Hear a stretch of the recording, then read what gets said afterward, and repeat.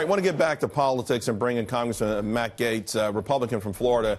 Well, after the new year, the Dems obviously going to be in high gear. We think the focus will still be FBI and Russia. Now, you actually allege extreme pro-Hillary bias with respect to this FBI situation, and you want to see some action taken. Well, absolutely, Charles. And that's not just my statement or my belief. These are the actual emails from the current deputy director of the FBI, who's just announced his retirement, Andrew McCabe, deeming the Hillary Clinton investigation an HQ special or a headquarters special. You know, Charles, in 2018, we have every reason to be optimistic. A booming economy, stock market that's on the rise. We're slowing illegal immigration and we're slashing regulations. And oh, by the way, we just passed the biggest tax cut in American history. The problem is that our opportunity and our prosperity could be limited if this presidency is called into question by a sham of a Russia investigation. And right now, that's what it is. So how does it ultimately get resolved? Because I do sense also that Americans on both sides of the aisle, certainly apolitical types, are sort of leery of more investigations. How long do we investigate the investigators who investigate the investigators? Where does it end?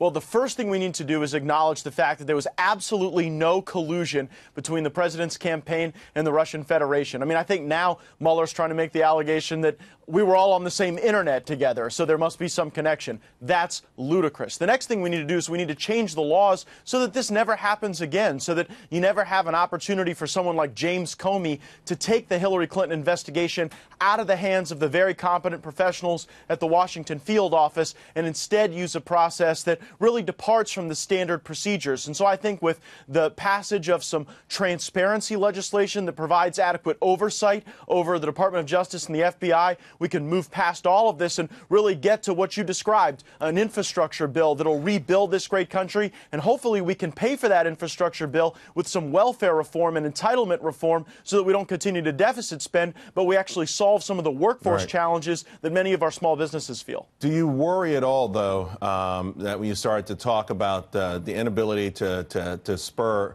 these sort of investigations, under the premise perhaps that they're going to be independent and honest, and also the harsh rhetoric against the FBI, that you make it harder for rank-and-file folks and the intelligence community to do their job? And do we really want a nation that has that low lack of confidence in their intelligence community? Well, it's absolutely essential that we have trust and confidence in our intelligence community and in all of our democratic institutions. But here you have a circumstance where Robert Mueller went fishing in the Never Trump aquarium to curate his team. I mean, I don't know if Robert Mueller was grossly negligent or extremely careless in putting together this particular group of people investigating the president, but the American people are now aware of that bias. They will not tolerate any attempt to remove or undermine this president. And meanwhile, the American people are winning. You look at the economic metrics, you look at a variety of other metrics. We talk about that every day, but could there be some sort of a crisis if Robert Mueller, you want Mueller fired, right, Representative Gaetz? I do.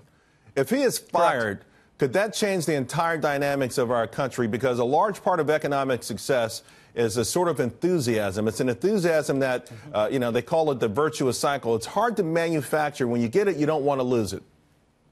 No, you're absolutely right. And that enthusiasm is alive and well with the American people, which is what is most important to President Trump. Does it stay there if the president were to fire Robert Mueller, who, and by the way, President Trump has said on more than one occasion. The Attorney General should fire Robert Mueller. Okay, that's not the president's job. It's the Attorney General's job. Okay, because President Trump has said that was not his intention, so we should be clear on that. But you still think it's the right thing to do, even though it could have dire consequences to the confidence overall in everything about the government?